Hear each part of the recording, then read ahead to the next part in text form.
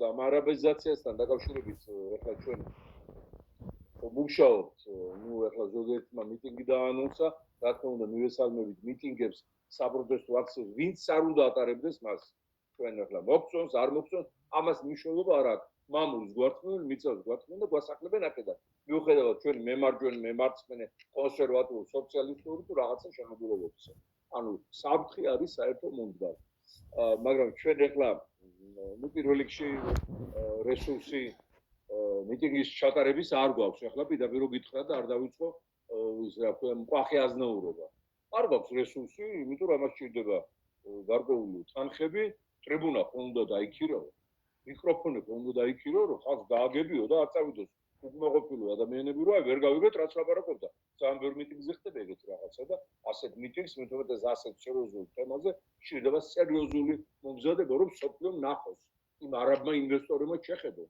ამიტომ ახლა აქ თამაში და რაღაცა ჩემი აზრით მიუღებელია და პიარები და ამგვარი სუსტი ტექნოლოგიების გამოყენება, ამის საშუალება არ გვაქვს.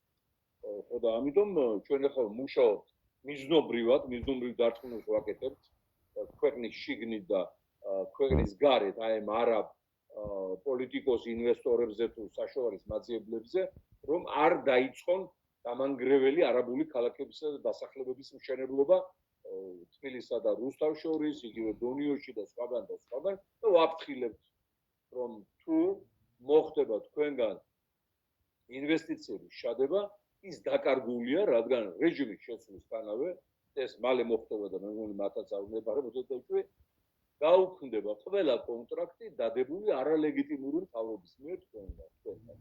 და თუ დავინახავთ, რომ თქვენ ერთი ნიჩაბიც დაარჩით ქართულ მიწას, საიდანაც მოგიცილეთ 900 წლის უკან და დამთავრდა თქვენთან ამგვარი ასე ვთქვათ, საანექსიო ურთიერთობა და თბილისის საიმი რო დაამთავრა დავით აღმაშენებელმა, აი იმის შემდეგ ერთ ნიჩაბს თუ დაათავრეთ ქართულ მიწას, თქვენს მიმართ, იგივე ეს ალამბარი როა იგრიშვილის და ემარის დამფუძნებელი თაღლითი, ხო თქვენს მიმართ დავსვათ სანქციების საკითხი.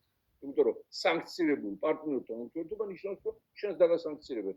ჩვენ ვაუბნებით, რომ ქართული მიწა არ იყიდება, ქართული მიწას ვერ იყიდით, ქართული მიწას არ შეგარჩენ. ქართული მიწა არის ქართველი ხალხის და იმ ხალხის, ვინც აი ამ სივრცეში ათასეულებია ცხოვრობს. ეროვნების და რელიგიის მიუხედავად. ამ ქვეყნის მოქალაქეები ვართ. დანარჩენს ეს მიწა ვერ დაიდო.